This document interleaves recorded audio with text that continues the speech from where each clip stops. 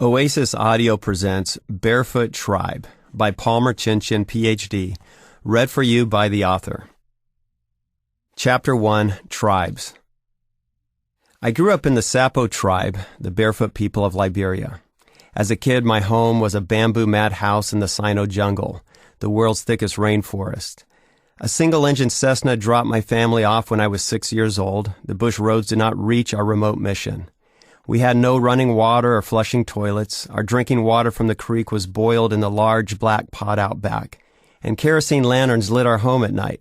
I shared my bed with our pet chimpanzee Tarzan, and my friends ran barefoot.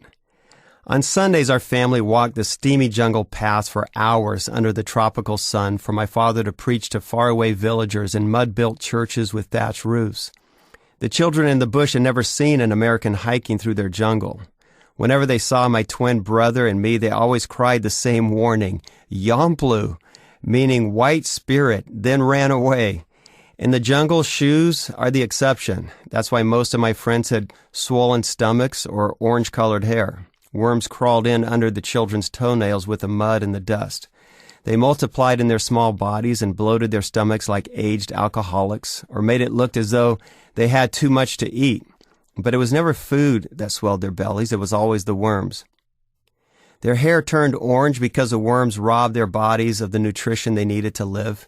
Their urine was always rust-colored because the bilharzia parasites made them bleed on the inside as they were slowly eaten to death. It's a disturbing fate. That's why my blood boiled recently when a student at a large Christian university found me after I finished speaking and suggested I stop taking shoes to Africa because, he said, Africans' feet grow tough and they don't need the shoes. His ignorance was astonishing and offensive. Shoes are a rare and valued treasure in the jungle, so I was surprised when a young Sapo girl gave hers away. On a stifling, dry season afternoon, our bamboo house in the bush caught fire. Out of breath after running from the burning house, I stood on the grass next to my sister Lisa, watching our home burn with violent intensity. The air smelled like a lit match, only stronger. Lisa cried deep sobs. I didn't know someone could have so many tears. Then I noticed she had no shoes. Lisa had run out in such a hurry that she had left her shoes in the burning house. Her best friend, a Sapo girl named Sophie, was standing next to her. She too saw that Lisa had no shoes. So she knelt down, pulled the shoes off her feet, and gently slipped them onto Lisa's. I was surprised by the act of generous love, but I shouldn't have been, because this is the way of the Sapo tribe. Today, another kind of tribe is forming. We are on the crest of an epic shift in humanity. As social theorist Jeremy Rifkin writes, the age of reason is being eclipsed by the age of empathy. This generation views the world as an extended family, increasingly interconnected through technology, and they live with a deep moral obligation to care for one another and a determination to change what is wrong in this world. These innovative and impassioned millennials are convinced they are to be both in culture and shape culture. They are not waiting for governments, institutions, or large denominations to change what is not right in our world. They are acting on their own passions and empathy. They believe Jesus' kind of kingdom can be grown from small mustard seeds, not just through massively financed corporate or government efforts, if they collaborate to take action and risk to remake the world.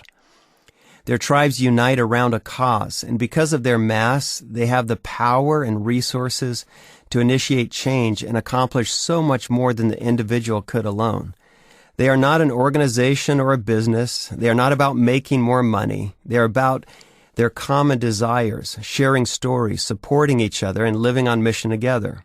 The church must embrace this movement and harness this force because the values are so richly biblical.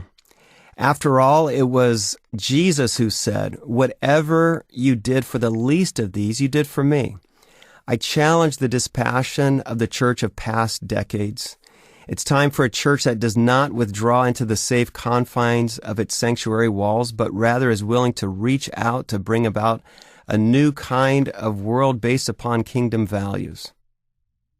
This book is an invitation. It is your invitation to join the tribe, a tribe of innovative Christ followers who are passionate about justice, compassion, art, sustainability, simplicity, beauty, eradicating extreme poverty, stopping pandemics, and sharing the love of God. This is your invitation to contribute, to give your most passionate effort, to give this world all you've got, and to give heaven your best life on earth. I hope you can see that God wants to use your life, your one and most valuable life, to shape and change this world for good. Tribes form in every realm of life. Practically all people have been or are in a tribe. We have a tribal instinct to connect over common passions or pursuits. The brilliant entrepreneur Seth Godin writes, "Human beings can't help it. We need to belong. One of the most powerful of our survival mechanisms is to be part of a tribe, to contribute to and take from a group of like-minded people. Some tribes are closed to outsiders and filled with rules and regulations. Those are dying tribes. This book is about the kind of tribe that courageously embraces something new. This kind of tribe is interested in creating change, sharing ideas that go viral, and inspiring movements. The new millennium missional church is being shaped by God-passionate creatives and innovators who believe they can make the world better and more beautiful. We'll call it the Barefoot tribe. People used to wait for large organizations or national personalities to give leadership and initiate change. We expected large denominations to set the course, or massive nonprofits and global missions organizations to lead the way, or nationally syndicated radio stations to play the music, or large music labels to sign the bands. But this generation has stopped waiting. They don't have patience for bureaucracy. They don't want to fund the layers of organizational charts. They are not interested in policy and polity. They want direct trade. They like the indie labels. They want 100% of their resources to reach the person in need. This week, the End It movement is running a social media campaign asking people to shine a light on slavery by writing a red X on their hand, taking selfies of the red X's, then posting them online. Their message is, tell your world that slavery still exists, and you won't stand for it. Use your influence any way you can to help us carry the message of freedom so that more people know. They are right. They have more than 92,000 likes and 11,631 people talking about the cause already. I love the spirit of tribal millennials. They start nonprofits the way Starbucks opens stores. They pop up everywhere, sometimes even across the street from each other. But they have something people crave, so they keep building more. You also have the tools at your fingertips, literally, to create a groundswell right now. In this new global climate, you are the impetus for change. You are the one who will inspire others. You have the ability to launch a startup, NGO, non-government organization, ministry, or nonprofit.